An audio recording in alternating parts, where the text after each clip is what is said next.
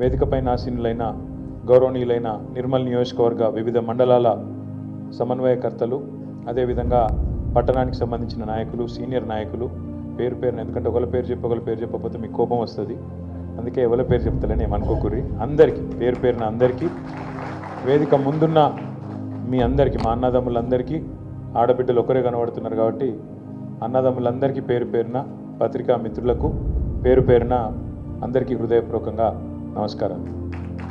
ఊకుకే ఒక వ్యక్తి పేరు తీసుకొని, ఇప్పుడు రామన్న తీసుకున్నాడు, రామకృష్ణ రెడ్డి గారు తీసుకున్నారు, ఆ వ్యక్తి పేరు ఊకుకే తీసుకొని ఆయన పెద్దోని చేయాల్సిన అవసరం లేదు.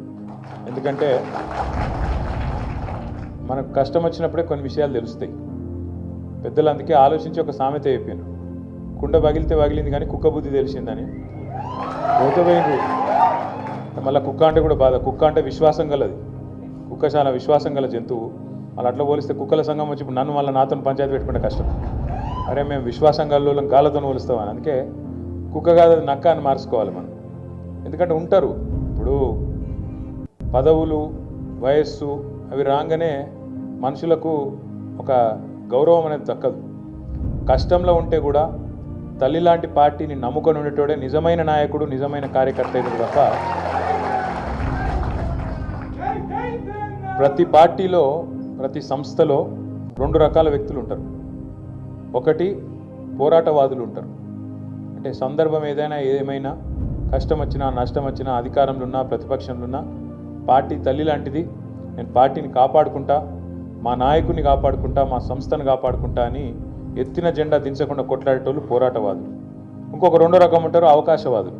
ఎటు అవకాశం ఉంటే అటు, ఎటు గాలి మళ్ళీ తటు జంపు కొట్టేటోళ్ళు.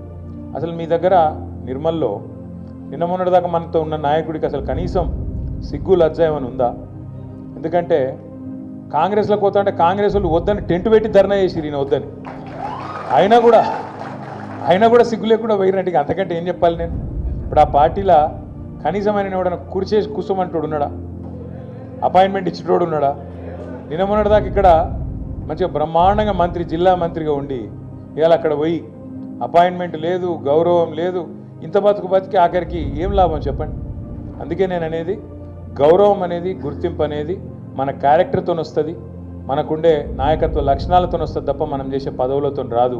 కాబట్టి పోయినోళ్ళు పోయినరు, ఉన్నోళ్ళతోనే మళ్ళీ ఫ్రెష్గా బ్రహ్మాండంగా మన సంస్థను పునర్నిర్మాణం చేసుకుందాం. మళ్ళీ నిర్మల్ తాలూకాలో అటు ముదోళ్ళ, ఇటు నిర్మల్ల, అటు ఖానాపూర్లా తిరిగి గులాబీ జెండా రెపరెపలాడేదాకా